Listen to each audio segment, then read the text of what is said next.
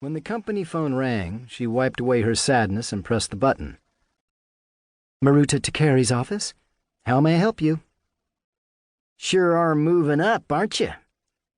Breath stolen by that voice, a blast from the past. Mercy leaned into the phone. Barkley? He chuckled. Very good. She skated a glance around the office maze. What are you doing, calling me here? I can't take personal calls. Well, good, because this isn't personal. It had always been personal with Bark and his never-ending attempts to weasel a date out of her. It's not? Okay, he said in his awkwardly adorable voice. Maybe it is. I need help, professional help. You need the counseling hotline again?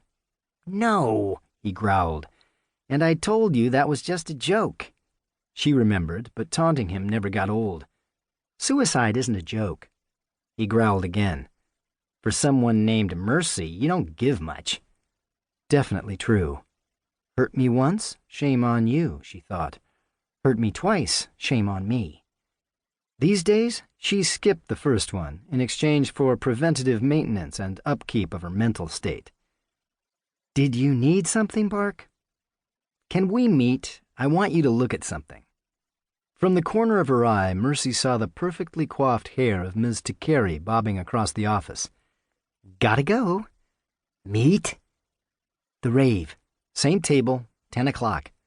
She disconnected and looked up with a smile. Ms. Takari, how can I help you? Did we get that packet from Langley yet? No, ma'am.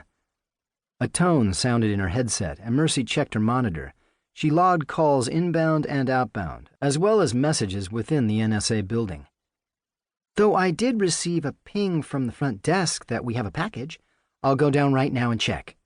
No, Ms. Takari said, her blood-red manicured nails raking the air. She touched her dyed black hair. I'm on my way out. I'll pick it up. Very good. Though Mercy noticed her boss's strange expression, she said nothing. Ms. Takari's eyes scrunched and shifted to something on Mercy's desk. With a grimace, she demanded, Why do you have a picture of a rat? Not a rat, Mercy replied without anger or annoyance. He was a ferret. My dad gave him to me, and he was euthanized last night. Ugh! Good riddance, Ms. Takari shuddered. You had that thing in an apartment? She shuddered again. I can't imagine living somewhere people can keep rodents. Smile before you say something ugly or killer, she thought. Have a good evening, Ms. Takari. I hope your dinner with Senjin is pleasant. Redirection was better than explaining a body. Her boss's face pinked at the mention of the Indian businessman. Make sure your work is done before you leave, she said, sauntering off. Of course.